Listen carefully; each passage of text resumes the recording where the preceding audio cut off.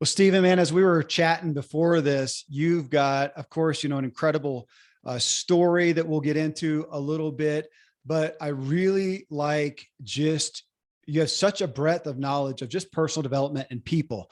So Yes. I'm hoping let's dig into some root issues. You ready?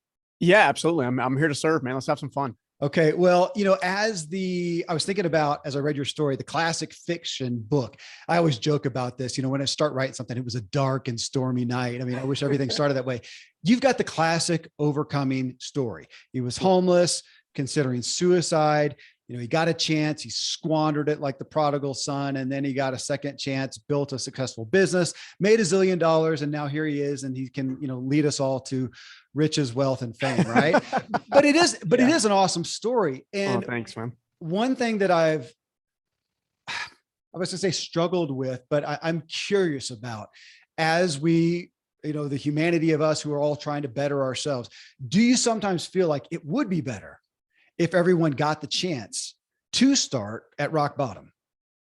You know what? I've been asked that question several times. In fact, I've got a young man on my I team. thought I was going to be unique with that one. I wish, but no, I got a young man on my team who's case in point. When he first started talking to me about how to, amplifying his life and trying to better himself and stuff like that, he goes, "Man, I just wish I had your story." I'm like, "No, you don't. You do not wish you were as hard-headed as I was and as prideful and arrogant as I was, that led me down the road that finally crushed that stuff out of me. What you would rather do is actually have an awakening moment, and you can choose to have an awakening moment now, right? You can choose to say, I want more from life. So what do I want? Why do I want it? What's the intent? What's the what's the driving force behind it? Is that a pure intent or is it an egotistical intent? And then ultimately, what are you willing to sacrifice to get it? I do not believe that everybody has to have a rock bottom story.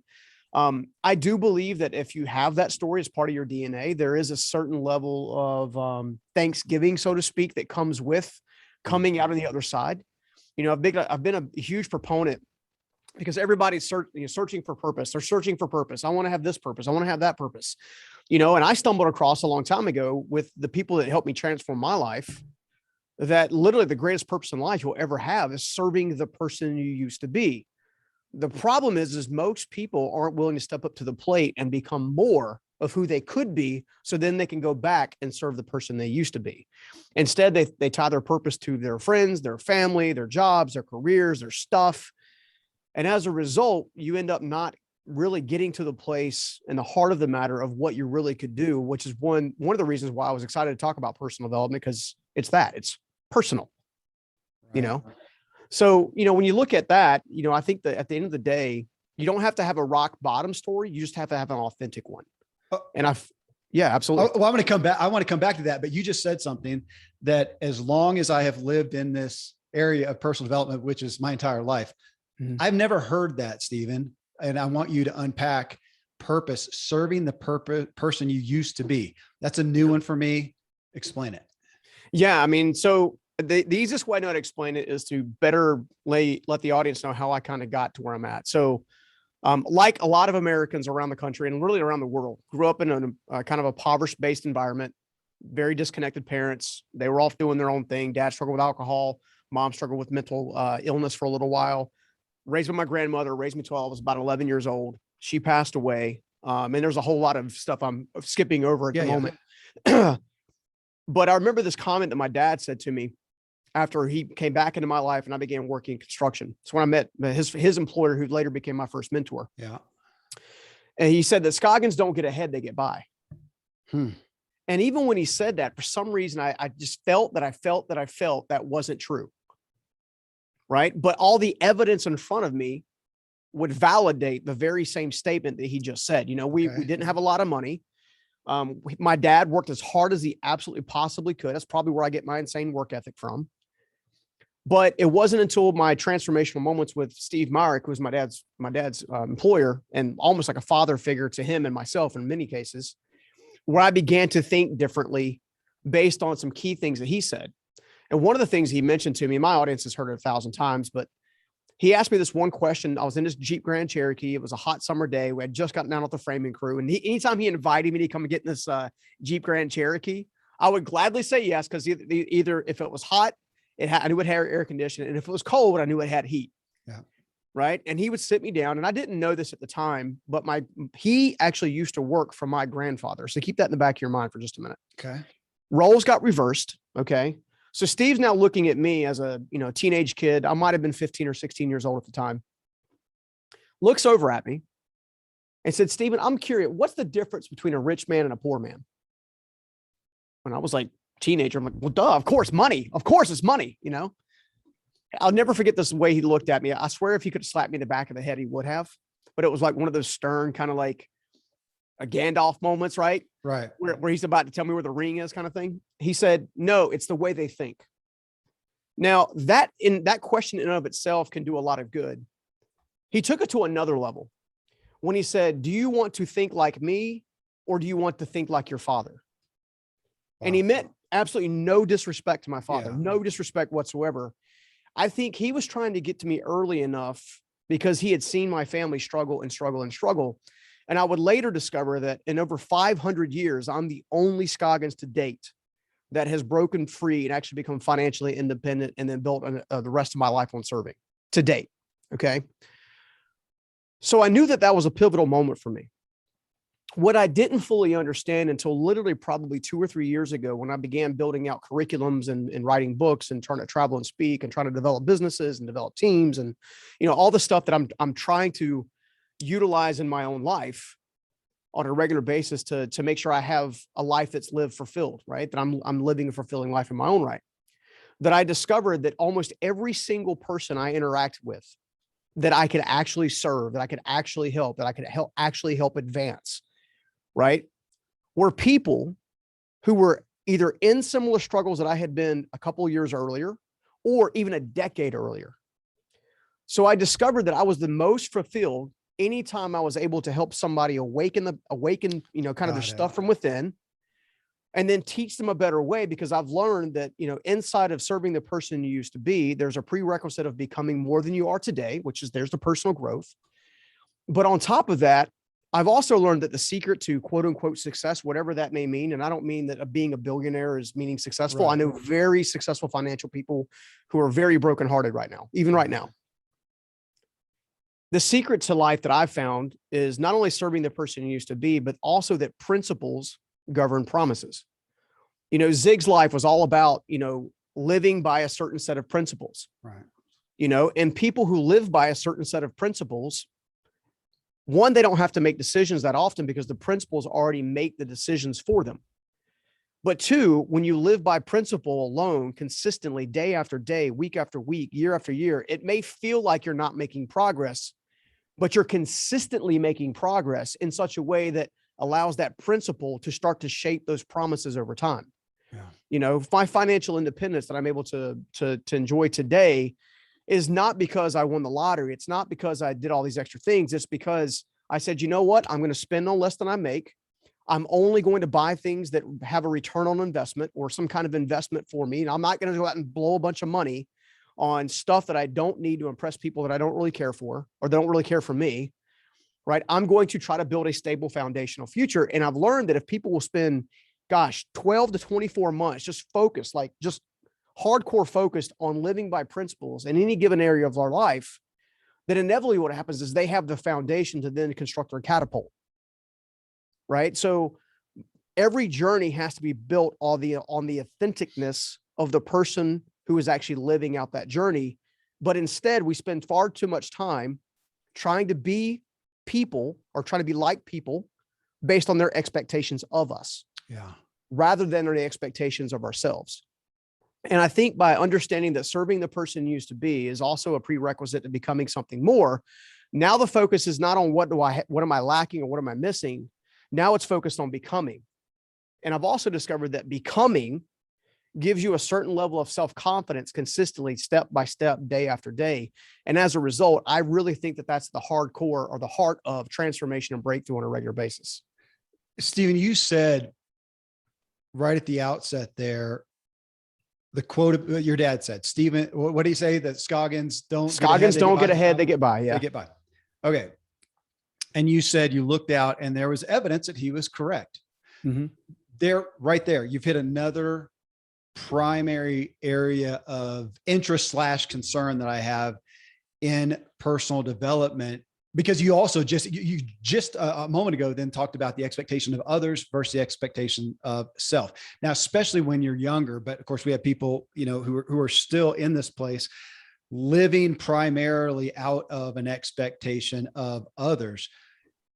And the curious thing, I don't know if this is a question, it's a quandary, is why did you, and how can other people grasp onto that? Why did you at that point even have the wherewithal to question that expectation that your father put out there? And as you looked around, said, yeah, because most people, well, didn't you even mention siblings? Did you mention siblings a minute ago? Yeah, I've got brothers and sisters for sure. Yeah. Yeah. We often see them, and they did accept that expectation possibly and lived under that. You didn't. I mean, there's a holy grail question right there. If we can bottle that up, what makes one person see a possibility to reject what's showcased as, let's go back to evidence, because so many people, when they say, we're cheering on, hey, you can be better, you can do more. And yet they go, yeah, but I have evidence that I can't, or I don't, or I won't, or I didn't. Yeah, I think so. I'm going to do my best to unpack this. This is definitely a big one. Oh, it is. It's huge. So I've been asked that before by a couple people as well, is I don't understand. I'm disappointed again. I'm going to come up with something unique. Well, I think it comes down to two things. First of all, can you set your sight on an aspirational mentor? Can instead of looking at the people in which you've been surrounded by, or the soil that you've been planted in, right? Because if you're in toxic soil, you're not going to have a great fruit, right? Is there an aspirational mentor somewhere in your pipeline, somewhere in your peripheral, somewhere in the YouTube space or podcast space, or any number of places that you aspire to be? The second step of that process is now give yourself permission to aspire to be in that position. Aspire, right? There's a certain level of hopelessness that comes in from accepting the status quo, but yet there's a certain level of hope that comes from setting the expectation on building something that might become a new status quo, so to speak. Okay. Right?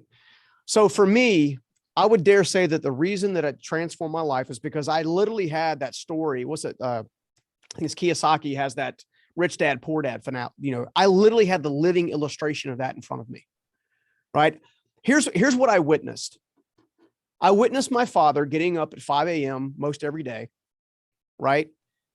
Getting in the car, driving to the construction site, probably 30 to 45 minutes across town, listening to the radio, it's local country station, and getting to the job site, pulling out the tools, pulling out the ladders, pulling out the stuff, all of it heavy, none of it light, going through the day, letting the sun come up, letting it be hot or cold, rainy or dry or whatever the case may be, go through a very, very long day, 4:35, 6, 7 o'clock, only just before dusk, began to put that equipment back into the truck, get back into the car, and drive another 35 or 40 minutes down the street, right? Back to the house, to get back home, to have the family have already eaten dinner. You're eating dinner last because you get there last, right? Sometimes the dinner's cold. To watch him take off his military combat boots, it's just the shoes that he used to wear when he was working, right?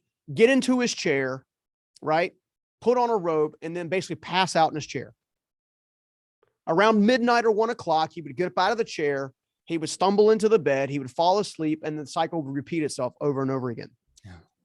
Conversely, I would see Steve Myrick, who seemed to come into work when he wanted to, have meetings that he wanted to, have freedoms that he wanted to, everything from vacations to probably one of the most important things that I ever saw him do that touched my heart more than anything else is I would watch Steve Myrick go into the local lunch places that we would all kind of go together, because all the lunch places were kind of close by the job site. Yeah. He would be sitting there with his wife, Lona. They'd be sitting there we'll call it a local barbecue restaurant. They had a couple of them that we used to frequent because obviously North Carolina's got, is big on the barbecue, right? Right. We would sit down at the table. We would barely kind of have a meal. He would order a nice meal. He would then get ready to get up and go. He would find out his waitress that was waiting on him was a single waitress, didn't have, the child that she was, that she had didn't have a father and all this kind of stuff. He would spend time investing and getting to know people. He would then pull out $1,000 in cash out of his wallet, put it up under the hush puppy bin, put it down on the table, and walk out the door. Never say a word. He would then basically watch, or I would watch, he wouldn't watch, I would watch as this waitress would come over and be completely wrecked. Completely wrecked. I'm talking knees on the floor, balling all over the place, yelling about how she can pay her light bill now, how she can buy formula now, all this kind of stuff. And I just knew that I wanted to make that level of impact. And I knew that I could not make that level of impact if I followed the trajectory in which my father was doing. And so I think it comes down to, which mentor are you monitoring? Are you monitoring someone who is heading down a totally different path than ultimately what you want? And I think as an American culture, sometimes we feel guilty because we want more, right? We feel shame. Like, it's not okay. Like, I will tell you some of the things that here are a couple of different things that I had to overcome as part of this journey. I had to overcome my own father trying to talk me out of going into business for myself, right? Because his first business failed. Now, he loved me, right? There was nothing about him that didn't love me, but he was letting his results dictate mine. Sure. In his mind, out of love. Okay. I had to deal with walking away from friends and family member who would give me a bunch of grief about, you Scoggins, man, we don't do that stuff around here, man. You can go out there and try, you're going to fail. You're going to, like, all these different, like, quote unquote, self-fulfilling prophecies, right? That their life had experienced. It's the whole poverty mindset, right? You did a great Southern rendition of it too. That was stellar. Yeah, I grew up in the South too. So kudos. Yeah. Keep going. Yeah, no, but when you look at it, I think it comes down to, which mentor are you following? Yeah. I mean, at the end of the day, I think that's why the personal development industry has the ability to unlock people if they get around the right mentor. Well, so I'll tell you, Stephen. So almost every week I post a question to the audience that we use as a Q&A, and Tom Ziglar and I talk about it. And this was probably within the past 60 days. I posted a question for one of the shows, and, boom, 70 some responses. And I think within the same 24 hours, I posted one asking, in essence, who do you have in your life that does encourage and lift you up? And it was crickets. I think I got 2 responses. Yeah. Which, I've learned over time tells me that people didn't have a response to give. They don't have that person. It kind of brings up another issue, because you talk about, I'm going to paraphrase, I don't know if you said it this way, but you got a big break, in essence, that you got a second chance with your mentor. So he gave you a chance, you squandered that, and you went back and asked, right? Yeah. For a second chance. So you got a big break. So I want to come back to that, because there are so many of the quote success stories where somebody did get Mr. Miyagi stepped in, or you talk about Gandalf, stepped in and gave him a big break. And I think we can look at that. Somebody else can look at that and go, well, yeah, lucky for you, man. And yet I did want to pull out, not to give you kudos necessarily, but just to point out, you did go back and ask. It wasn't out of the blue. He didn't just force himself upon you, just as not even close. I don't think God, is going to come force himself upon us. He's waiting for us to come and ask and to knock.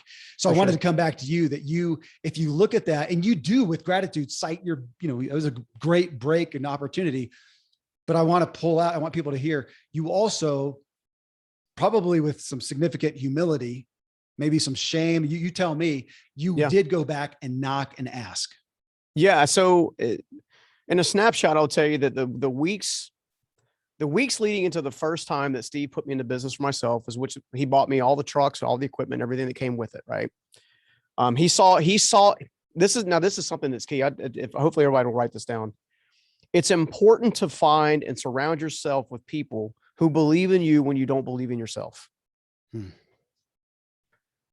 The reason is because that's the person who's going to fight for you when you're trying to fight for yourself, fight for your identity, fight for your purpose, fight for your significance, your meaning.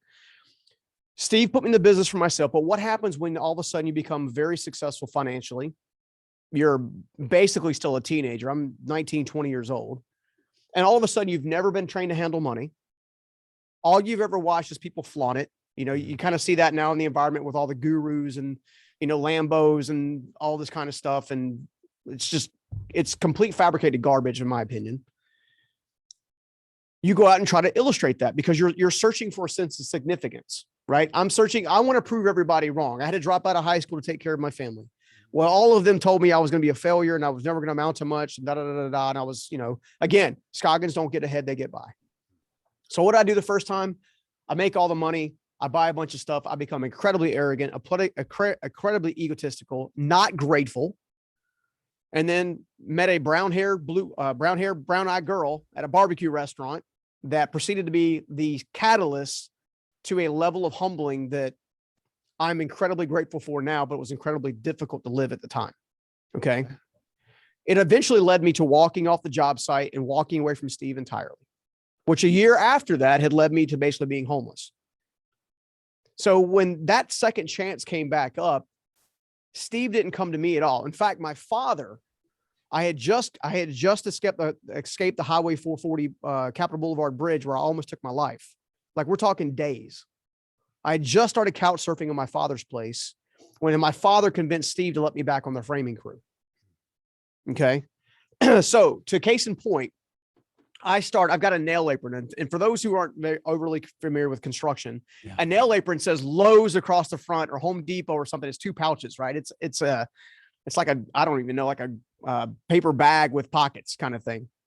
And that was my start. I start working, and when I was a kid, Steve would get in his Jeep Grand Cherokee. That was his car of choice. And he would drive around the community pretty much all day long. And for the first entire week, I went and hid from him over and over and over again. I was incredibly full of shame. I was incredibly guilty. I knew that I totally screwed up and had been given an amazing chance. But here's what happened. My father sends me next door to actually go through a reframing of a garage door, which is just I was straightening some stuff essentially on a garage door frame. And I got to overhear the same guys essentially that took over for me, and they were bad-mouthing Steve. Well, that bad-mouthing angered me and frustrated me and made me angrier and angrier and angry. And as I walked across back from one house to the next house, I began to actually almost sense in my spirit, it's like, well, didn't you kind of do the same thing? Didn't you take this gift and squander it? Didn't you not quote unquote take his name in vain, but didn't you talk bad about Steve and always done nothing but ever believe in you and take care of you and help you and mentor you? And I mean, I'm a teenager when a lot of the mentorship happened. I mean, in one ear and out the other. Thank God it got stopped in one ear and just kind of sank down at the bottom of my neck for a while. Right. He comes back out. It's Friday afternoon. It's time to knock off.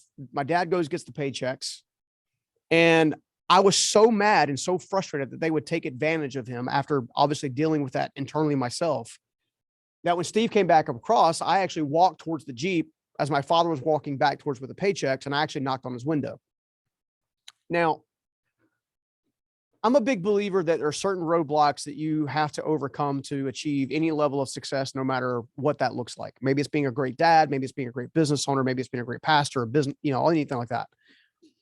And one of the primary roadblocks that I think keeps people in check is the sense of pride and its counterbalance of shame. Okay. So to break it down a little further, to me, pride is thinking more of yourself than your results have to show for it. Okay. So my results prior to that was I was braggadocious, egotistical, and arrogant. The man that I come back to with the job site had literally nothing left to grab a hold of. It is that prodigal son testimony, or that prodigal son story. When I knocked on Steve's window, I knew that I just wanted my mentor back. It wasn't even about starting a business in that moment in time. It was like, I just want to say I'm sorry. And one of the number one roadblocks that I see people is the sense of pride as it relates to not being willing to accept the responsibility for the choices that you've made and have a sincere apology component to it where you're contrite. You're tied up to it in such a way that you actually feel like you did wrong. I'm not talking about, I'm sorry, man. Hey, man, I'm sorry. It's all good. I'll never do it again. No, I'm talking about, there is absolutely no reason why you should trust me. There's absolutely no reason why you should ever take a second chance on me or a chance on me. other than the fact is I'm not going to let it happen again. I'm not going to let it happen again. And in that moment, Steve's second chance, it took me a little bit to convince him. He asked me how my head was, and like, because he knew I had obviously come through some stuff. And, you know, I asked him if I could take over, and he's like, with what? You got no money, no tools, no people. And I'm not going to invest in that again. And here's where I think the second chance opportunity can be picked up and be utilized in most any circumstance. I said, I don't need you to do that. I just need a chance to prove myself. Not even prove myself to him in many respects, prove myself to myself. Yeah.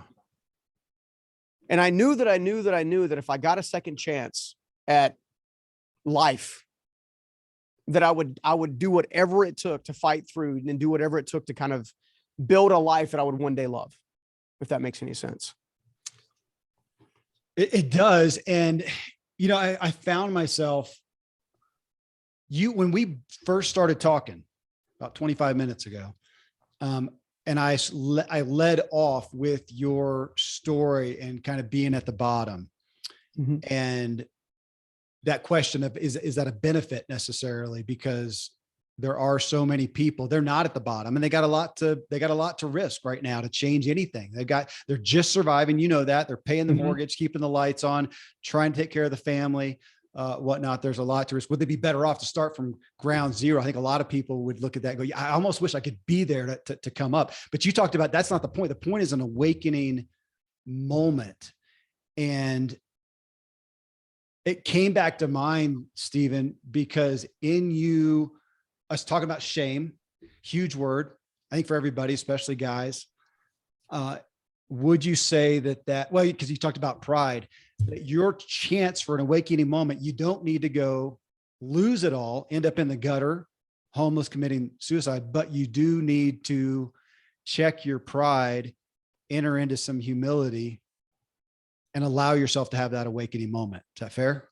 Absolutely. In fact, I would kind of piggyback on it. And I would say that your sense of expectations or what's possible has to exceed the power of your excuses. It's got to exceed the power of your excuses. Say it again. So your expectations have to exceed the power of your excuses. Here's what I mean by that. It would have been very easy for me to follow my dad's track record. It would have been very easy to me to let Steve pass by 100 more times, not go talk to him, or go talk to him and not follow through with my commitment. Right. Okay. I felt like I could have a better life if I was willing to remove every excuse in front of me to get it. So I'm a big believer in, you don't start when things are perfect. You start with where you're at, period. You know, for me, it was, for a little while it was homelessness. From there, it was couch surfing. From couch surfing back into a rented mobile home. From a rented mobile home, later on a few years down the road, after I had a chance to get myself out of debt and go through the financial hardship of just rebuilding. I mean, I went back and paid off $70,000 in debt. $70,000 in debt for no other reason than the fact that I promised to pay it to begin with. I borrowed the money. I signed off on it. Did I give my credit card to someone else and let them go on a shopping spree? Yeah, but I'm the one that made that decision, right? When it comes down to actually transforming any area of your life, whether it's your career, whether it's your finances, whether it's your relationship as a father and stuff like that, you have to eliminate every single excuse.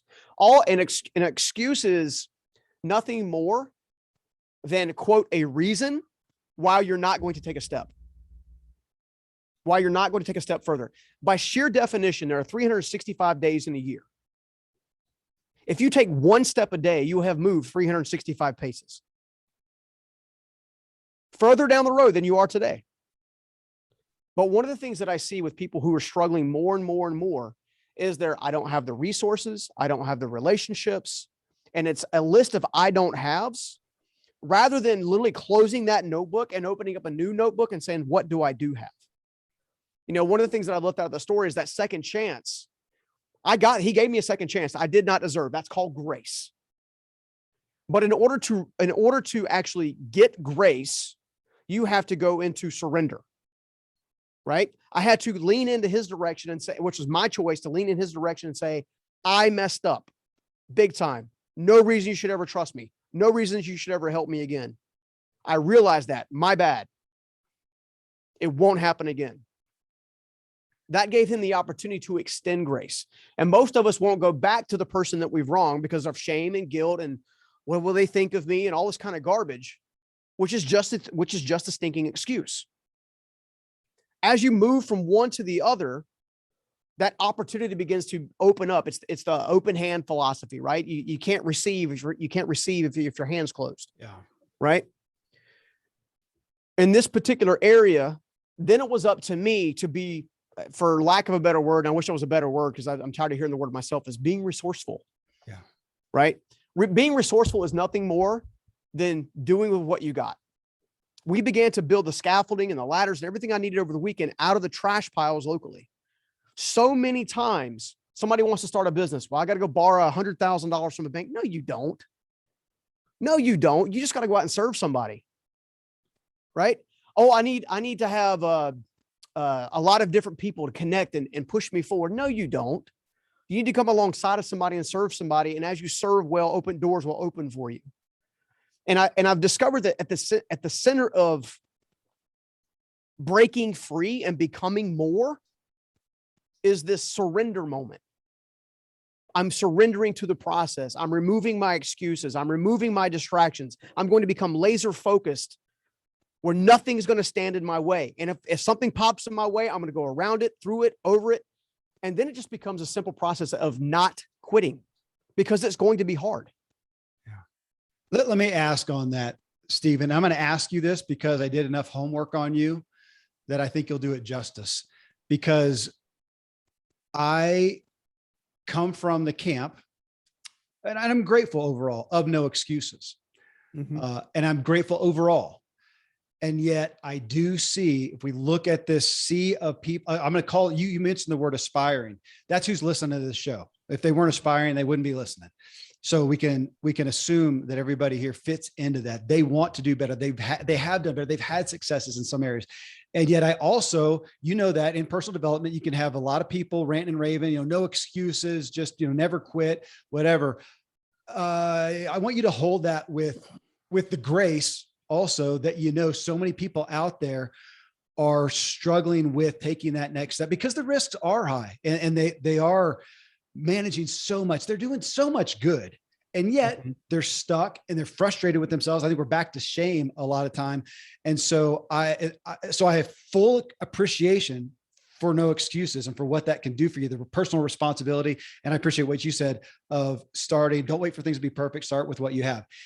And also saying, man, I understand the pressures and the fear and the concern, because we do have the ability to screw things up, make it hard for our families. So hold those two for me for a second. And speak to the no excuses, help people who are struggling there, because I don't want them to discount what you're saying by that's another, no excuses. I've heard that before. Right. But there's a way to have that with, you said it, grace. Yeah. Well, it's funny. We as human beings, for some reason, will give grace to everybody else but ourselves. Amen. Seriously, we'll forgive a wayward child, or you'll forgive your spouse for some boneheaded decision or some serious decision. You'll forgive people in the political realm and in the media realm, but yet when it comes down to it, we like to remind ourselves of all the things that we screwed up. Yeah. Okay. Which is why I said at the early onset that the catalyst to no excuses is actually surrender. It's not necessarily fighting harder. Right. It's a moment of understanding that you are a work in progress and seeing your life as a creative, curious experience, so to speak. Like, rather than beating myself up because of my ADHD, or because I dropped out of high school, or because I almost took my life, or because of the homelessness, rather than tying that to my identity, I made it part of my story. Like it's part of me. And the main difference in there is actually looking at those things from a perspective of, what can I learn?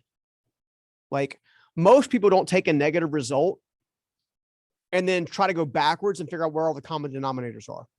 Internally, we call those cornerstone moments. These moments where you make a decision, right, wrong, or indifferent. It either propels your life forward or it propels your life downward. One of the two, right? For some, it's a birth of a child, a death of a loved one, graduating high school, graduating college, any number of specific things. But the type of meaning that we assign to those life events directly correlates to how we see ourselves and how we see ourselves and the amount of grace in which we show ourselves. Yeah. Right? What I've tried to do differently, and what I encourage anyone who's listening to do, is rather than beat yourself up for stuff that you've done wrong, or maybe things that you're in the process of overcoming, rather than beat yourself up every time you fall down, why not just decide that you're going to get back up? You know, I think one of the Rocky series is so profound, and everybody loves it because Rocky always gets back up. He always gets back up, and it doesn't matter if he's lost Adrian or Ivan Drago's beat the mess out of him, or Apollo's knocked the snot out of him, or gosh, what was the last one that he did with Balboa? Like with Balboa, he's battling cancer. Like, he always gets back up. And there's a lot to be said by getting back up, but it's more difficult to get back up if you're always holding yourself down. Yeah. Right? You have to decide, like, and this is an emotional struggle. It is. It's an emotional, mental struggle. In almost every case, you can tie every unwillingness or the lack of desire to get back up back to several key moments in your life. In almost every case. In fact, I have yet to find one that you can't. Right? There's some life lie or some experience that you've had that says you shouldn't try again. And I'm trying to help people understand even from a biblical perspective, that is a lie. It is an absolute fabricated piece of junk lie. It is not something that we should be guiding our lives by. I think, what was it? Kentucky Fried Chicken. That guy started building Kentucky Fried Chicken when it's 60s or 70s, right? Like, it's literally never too late. Yeah. It's never too late to redefine. You got to see yourself as more of the creator rather than the applicator, right? What do I want? Why do I want it? What am I willing to sacrifice to get it? Because in that sacrifice, I'm going to sacrifice. Sometimes I'll sacrifice playing video games or going out to a movie or whatever. Like I said, it comes down to dedicated focus. And when you fall down, you have to give yourself peace. You've got to give yourself grace and mercy.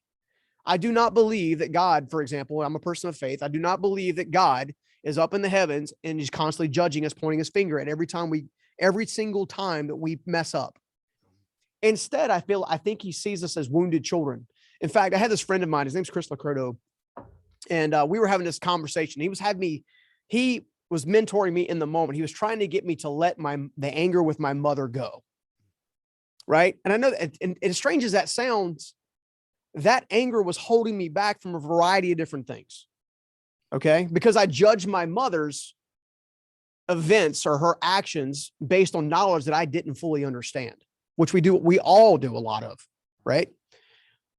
As we began to talk, he said, I'm curious. I want you to close your eyes for just a minute. I said, okay. So I closed my eyes because, obviously God trusts. So I closed my eyes. He goes, I want you to picture your mother as an 8-year-old little girl wearing a beautiful white dress and little white tennis shoes with the buckles on them. I'm like, weird. Okay. Yeah, I'll do that. So I did. I pictured in my mind. He goes, now I want you to picture she's running. She's happy. She's having a blast. And then she falls down. And she totally slides across her knees, and her knees are all bloody and stuff like that. He goes, are you going to give her a spanking, or are you going to pick her up and hold her? I said, well, I guess I would pick her up and hold her. He goes, do you have any idea what kind of wounds your mother's carrying around? I never thought about that before. Sometimes we have to see people with clean lenses. And I believe God looks at us just like that. Right? He knows that as children, we're going to screw up and we're going to mess up. We're going to slide and scrape our knees. And scraping your knees could be an analogy for going bankrupt. It could be an analogy for having to go through a divorce. It could be an analogy for not being a great parent for a while. Right? He sees that in you, but he does not judge you based on the skint knees. He judges you based on the person you become and the service that you offer. I'm a big believer, and obviously we've talked about service quite a bit today. I'm a big believer that if you simply will just set your heart on service, grace will find you, mercy will propel you, and you will stop holding yourself back because you're no longer pinned to the ground. There's not a chain or a rope holding your feet to the fire, so to speak, or your feet to the ground. Until you free yourself from your own expectations, like of past mistakes, judging yourself, you're never going to be able to take ownership of who you can become. That's a long-winded answer, but I couldn't help myself but tell a story. No. It was great. And you know, in looking at, as much as we're talking about personal development, that is our focus here. There's something that you said, I read on you, very Ziglar-esque, you know, Zig's be, do, have philosophy, be the right person so you can do the right things, so you can have the things in life that really matter. You said in regards just to business, I think this is just in some of your business, marketing material, that an entrepreneur can't build a business without first building themselves. Mm-hmm.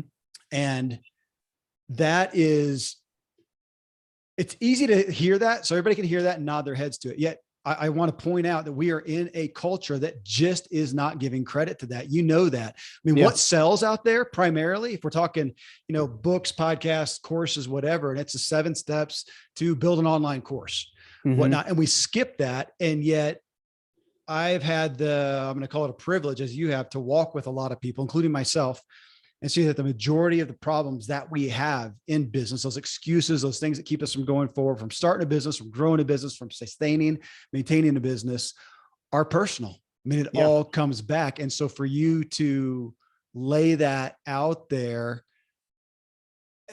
because it just showcases how we're putting the cart before the horse. We're going after the business with that. And again, you also said, and I appreciate that, we can't start with us being a perfect person. I cannot become the perfect businessman before I go out and start a business or have a successful business. However, if I'm not addressing me, that is the crux. It's not the most popular place to start. Yeah. Yeah. Well, and that's, so you kind of alluded to this. Everybody is like celebrating success. Ironically, that speaks the least to me. I like to celebrate the sacrifice. I like to celebrate people who are working, who are reading, who are developing, because, early in my business career, when you start a company from literally the trash piles, right? No one taught me to be a business owner. No one taught me what it was like to deal with culture issues. No one taught me what it was like to not be a defensive knucklehead. And I learned the hard way that my greatest problem in business was not building myself as a result. Now, on the flip side of that, once I began to build myself, I began to see other people in a different light. Once I began to understand myself, I'm a big believer that self-awareness is just as much about learning about others as it is about learning yourself, right? Because at the end of the day, people are going to gravitate towards you or be moved away from you. So if you're trying to be a better father or business owner or speaker or an author or whatever that is, in what way are you communicating to the world your values, and what way are you communicating to the value that you bring? Is your heart for greed and for, I got to celebrate success because that's what I see everybody doing? Or is it, no, I'm actually trying to make a legitimate impact. Like a legitimate impact. Zig's been passed away a number of years ago, and we still talk about Zig to this day. Right. That's what I call doing exactly what Steve Meyer did for me, which is creating a legacy that outlives you. Right. So you can't do that unless you are constantly trying to better yourself. I would say it this way. When I first started the construction business that became the flagship of the other ones, right? I started with my hands, right? Nailing stuff, carrying stuff, cutting stuff, moving stuff. But over time, I learned how to use my head, right? I learned how to review a P&L sheet, a balance sheet, create purchase orders, right? Things that would not come normally without modeling successful behavior along the way. Okay. And I think the natural course of action, it goes hand, head, heart. Because now everything that I'm doing now is all about, how can I use my heart? How can I use the grace within me, the mercy that I've experienced myself, the unrelenting ability to not give up? Because one of the things I've learned is if you don't give up, things will eventually get better. You cannot judge your expectations and your results in the moment. You have to look at it for what it is. Life is a process. Yeah. So you have to give yourself grace when you're not meeting your expectations, or when you could have done better and you could have done better. But you also should not use that as an anchor to keep you from trying to do better. Yeah. Right. And I think at the end of the day, that's what it comes down to: hand, head, heart. And I think it's a natural progression, a natural process. I've seen a lot of people, and I'm one of these people, that got a lot of money, blew a lot of money, figured out that money is not where it's at, impact is where it's at. And then now, as a result of trying to serve well, there's a lot of different things that I get that I'm able to enjoy now that not everyone can. I want to ask just on that. That's exactly where I was going when you talk hand, head, heart, because you went from your hands into your head, started a business, had success there. When did the heart come in? Because it doesn't for everybody. And there's plenty of people out there with the business success everybody would like to have that does not have the heart. And I think we see the consequences of that. Was there any specific catalyst for that with you, or was that just a part of the progression, the maturation, if you would, along the way? Because we can see people out there who have had business success, but not elsewhere. I think it was a realization that kind of happened. Maybe I was probably in business 10 or 11 years. I already kind of hit the 10-year mark. And I went to somewhere, and I began sharing one of the stories that I had in my life. And I would watch, so those stories would draw people in, right? It was like, homeless. Tell me about that. Or, different the suicidal, like all that stuff, like taking that forward and pushing it forward and not being ashamed of that, not being ashamed that's part of my story, like not feeling like I needed to hide that. And early in my career, I absolutely felt like I needed to hide that. Right. I didn't want my team members at the time, and I had people on my executive teams that had MBAs and all kinds of stuff, to find out I was a high school dropout and I'd never been to college. Right. So as a result, when they would try to tell me something, I would become defensive and angry and insecure. Right. I discovered along the way, and I was at a local gym, a local gym chain, and I was living in Knightdale, North Carolina at the time. And for some reason, there was a little quiet question in my heart. I knew that I had a growing, thriving business, which is all great, fine and dandy. We had a great reputation, which is all great, fine and dandy. But I knew that I wasn't satisfied. I knew that I wasn't happy. I knew that I was at least feeling like a fraud, right? Feeling like even all the hard work, discounting all the hard work, discounting all the building stuff out of trash piles, discounting putting in the extra miles, going to the work as a construction guy, changing clothes, and then going off to sell a builder on, my services, and then coming back and changing back. And I discounted all that stuff. And in this quiet moment, I heard this question. And I think it was the catalyst or the seed that would later become a hunger to become more. And the question I asked myself is, what does it take to change the essence of a man? What does it take to change? I knew that if I kept living in the direction I was living, that I was not going to live out a meaningful life, even though I had everything that the world said would make me happy and successful. And then I began to look back at my other mentors. Again, going back to that aspirational identity, that aspirational mentor. What did I most admire about Steve? What did I most admire about Ramsey? What did I most admire about Maxwell? What did I most admire about Zig? What did I most admire about any number of people? I had a conversation with Les Brown recently, and I was able to share with him like his speech. It's possible. I heard it the week after at a friend's Amway conference. Like the week after I had just gotten off of, like, literally just escaped the bridge. Right. And to watch his eyes just water up because I was sharing a moment with Les to say, you impacted my life. As I began to see that more and more and more and more, I noticed there was a commonality between all the people we just mentioned. All of them were trying to build a legacy that outlived them. All of them were focused on serving. All of them had transitioned or transcended, so to speak, this me first mentality. And all of them were living a fruitful life. All of them had families that respected them. All of them had a process or a theology around business that was built off shared ideas and shared creativity and commonality. And one of the biggest pain points I see with being a business owner, and this is something I had to fight through, is feeling like I had to have all the answers. One of my greatest epiphanies was realizing that the greatest answers are typically in the team that surrounds you. And the only way you get there is to stop living life by insecurities. So again, it comes back to that aspirational identity. Who do I want to be? Why do I want to be it? Right? Who can show me the way? Who do I admire? Who's exhibited the character, the integrity, and the quality traits of someone who is the same in the day as they are in the night? You know, one of the heartbreaking things that I've witnessed in this industry as I've traveled and began to work on this myself is occasionally I'll come across a thought leader who has a brand this direction, but behind closed doors is living a brand in this direction. And when I see that stuff, it's one of the telltale signs. I know I don't want to live a dual life. I get accused all the time of wearing my heart on my sleeve all the time. And you know what? To me, it's a badge of honor. I would rather be who I am than try to be something I'm not. And the only way I know to get there is to find aspirational mentors along the way. Let them believe in you when you don't believe in yourself. Know that there's possibilities if you'll just put in the work. Right. And then, you know, have some grace along the way. Stephen, so your team sent me, as most people I have on the show, you know, the agency or whatever, send me these points, like talking points. Here's some good questions to answer, which I probably out of my own pride, I habitually ignore.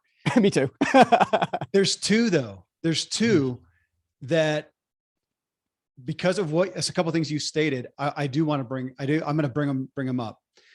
And you've mentioned aspirational mentor probably 5-6 times in this. And one of the listed bullet points that I know you talk about that was given to me is guide versus guru, who you need on your side. And I think it probably hit me because I've always appreciated a little bit Tony Robbins. I don't follow him, but he had a book or some kind of a message called I Am Not Your Guru. And I appreciated the concept, but there's 2 bullet points I do want to bring up. And one of them was that guide versus guru, because you've mentioned aspirational mentors. Explain that. Yeah. So the easiest way to explain a guide versus a guru is, are they selfless or selfish? Okay. Here's what I mean by that. Especially since the invention of social media, it's really easy to showcase the best of you, meaning stuff. I won't mention the person's name, but they showcase vehicles and houses and stuff, only to find out they don't own any of it, but they act like they do. Yeah. Okay. They go to a buddy's house that's a large attorney over on the West Coast and walk around their house with their iPhone, and they're trying to give an aspirational message and all this kind of stuff, right? But when you dig into their backstory, there's nothing there. There's nothing there except for seeing them replicate something that someone else has said without even giving credit, right, to someone else. Yeah. Okay. The person that actually shared the information. A guide, on the other hand, when I think about a guide, I think about Steve. Steve was not trying to help me for his benefit. Steve was trying to help me for my benefit. Steve was not grandstanding or showboating or showing me all his cool stuff in hopes that I would aspire to own the things that he owns. Instead, he would say, only invest in stuff that brings a return. Relationships, money, real estate, right? A guide is not focused on being seen, heard, and valued. Okay? A guru is. A guru is more about watch me, see me, look at me, look how cool I am, which is totally out of insecurity. Guides, on the other hand, are I want to teach you, and not based on philosophy or an ivory tower kind of message. Here are my scars. Here are my construction scars on my hand. Here are the stitches in my hands that Susan Batt gave me, right? Here's the bridge in Raleigh that I almost jumped from, right? Here's the bridge in Raleigh that I slept under, right? Because people from my perspective, people I feel like are done with gurus. They're done with people who haven't actually done the work. They want an authentic person who is going to tell them, I screwed up just like you. And guess what? I'm living proof that you can do this. Right? I don't, even today, with some of the things that are in my bio and things, some of the quote unquote successes that I've had, I would rather people pay attention to the sacrifice. Yeah. I would rather them look at my knees and my hands and see how bloody they are. Right?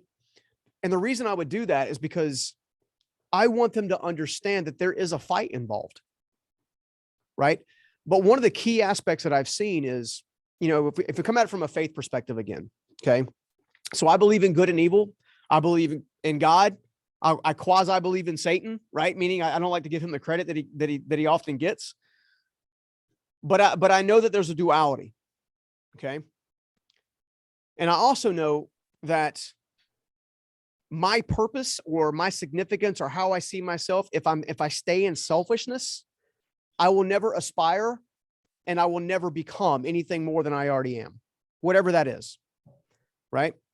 However, once I realize that Satan is not after me, he's after the generations hidden inside of me. Let that sink in for a second. The choices you make today impact your family. The choices you make today impact your team. The choices you make today impact your community. The choices you make today impact your possibilities. The choices you make to impact today affect everything. That's why I believe there's typically been a concerted effort around marriages and growing up from a broken home, I have a special appreciation for not having parents around and having as an adult, being an adult and desperately wanting to have significance and value and have my father and my mother hold me. Right. And you don't really realize those things because, you're an adult. You can't let people know that. Again, guides are teachers. They're teachers first and servants next. Every time. Gurus are doing nothing but selling stuff. They're snake oil salesmen. And that's my opinion. Well, how do you know the difference? Well, according to the Bible, you'll judge them by their fruit. Yeah. But most people aren't taking the time to really digest and understand the person that they're following. They're watching what they can see in a scroll rather than what they can see in the heart. Is that person incredibly wealthy and they tend to showboat, or is that person incredibly wealthy and tend to do things that impact communities and stuff? One of my goals in life is at some point in time to become a reverse tither, where I live on 10% and give away 90, right? That's one of my personal goals. Now, will I achieve it? God only knows, but I'm gonna go after it. Might as well, right? Because, there was a Christian or an evangelist I heard not long ago. He quoted a study that said there was enough wealth in professing Christians in the world that would actually solve the vast majority of the problems in the world. Hunger, sex trafficking, you name it, all that kind of stuff. But yet, we want to pray to God and say, God, give me, please bless me. And he's like, dude, how much more resource do you need to make an impact, man? I mean, why don't you just go out and help a kid? Another study showed that people that have achieved a certain level of life mastery, take anybody in the world that has achieved great success, call it the 1%. Okay. The average 1%er has minimum of 8 mastery level tactics, mastery level talents, mastery level strategies, mastery level way of doing things, but only 30% of them teach them to another generation.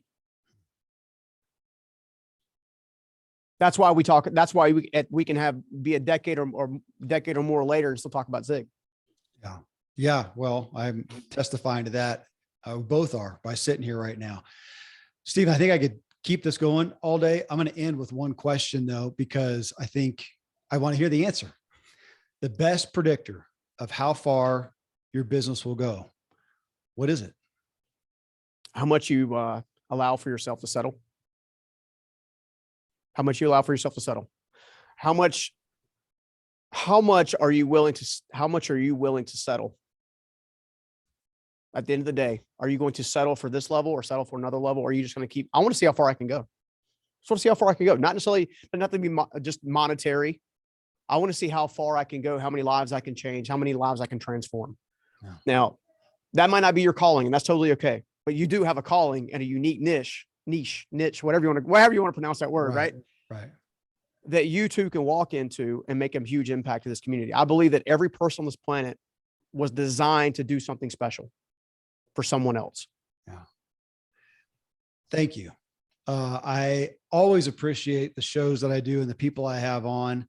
I won't say that I'm always dramatically inspired, but I appreciate so much. Matter of fact, I don't know of a show that I talk so little, and it's great because I just wanted to hear more and I keep asking questions. But of course, in the intro, I'll tell people how to connect with you, how they can possibly get some of your guidance.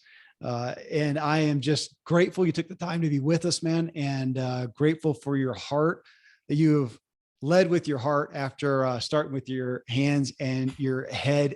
And man, I'm going to be chewing on some of what you shared. Thank you for being here with us, man. It was sincerely an honor. And yeah, I just want to change lives. So thank you for the opportunity to share.